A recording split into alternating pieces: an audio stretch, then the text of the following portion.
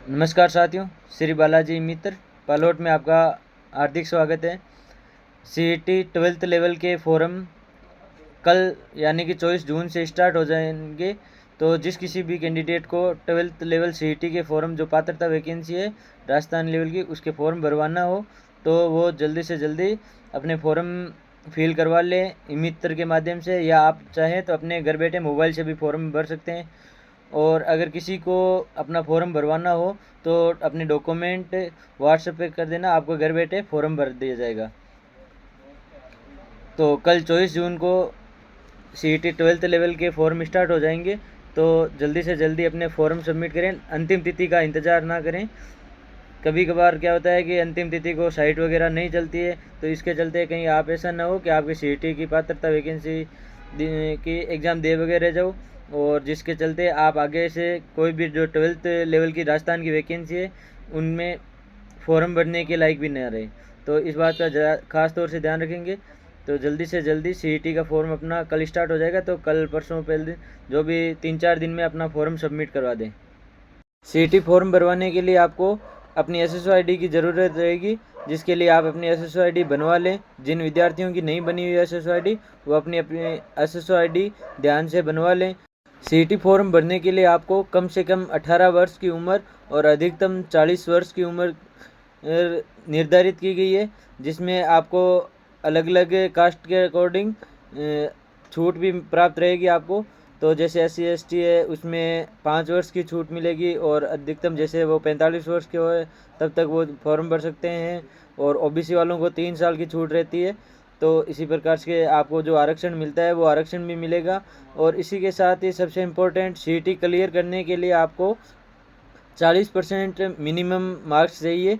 और इसी के साथ ही जो SC ST कैंडिडेट्स है उनको 5% की इसमें छूट दी जाएगी। तो SC ST कैंडिडेट को सीईटी क्लियर करने के लिए 35% मार्क्स ही चाहिए।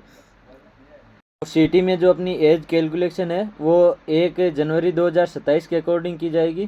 तो आप 1 जनवरी 2027 तक 18 वर्ष के हो जाने चाहिए।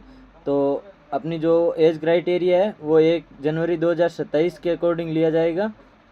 सीईटी फॉर्म भरने की लास्ट डेट आपको 23 जुलाई रखी गई है। तो 23 जुलाई से पहले पहले अपने फॉर्म भरवा दें।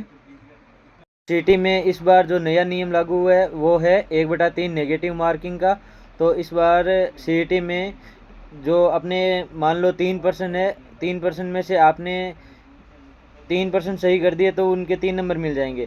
लेकिन अगर आपने 3% है, 3% गलत कर दिए तो आपका 1 नंबर कट हो जाएगा। 1/3 में नेगेटिव मार्किंग का क्या मतलब हुआ कि जैसे आपके 1% गलत हुआ तो 1/3 नंबर कटेगा। 3% गलत होते ही आपका एक जो सही पर्सन है वो भी गायब हो जाएगा। जो सीईटी क्लियर है वो सीईटी की वैधता रखी गई है 3 साल। जैसे आपने एक बार सीईटी क्लियर कर ली तो आपको आगे 3 साल तक सीईटी क्लियर करने की ज़रूरत नहीं रहेगी। जो 3 साल में जो वैकेंसी जाएगी उनमें आपकी ये सीईटी की पात्रता आपको मिल जाएगी। और सीईटी किन किन एग्ज़ाम्स के लिए ज़रूरी है, तो सीईटी एक तो अपने जो वनपाल की वैकेंसी है उसके लिए ज़रूरी है। छात्रावास अधीक्षक हो गया, जमादार ग्रेड 2 हो गया, कांस्टेबल की जो वैकेंसी आती है उसमें सीईटी क्लियर होना चाहिए।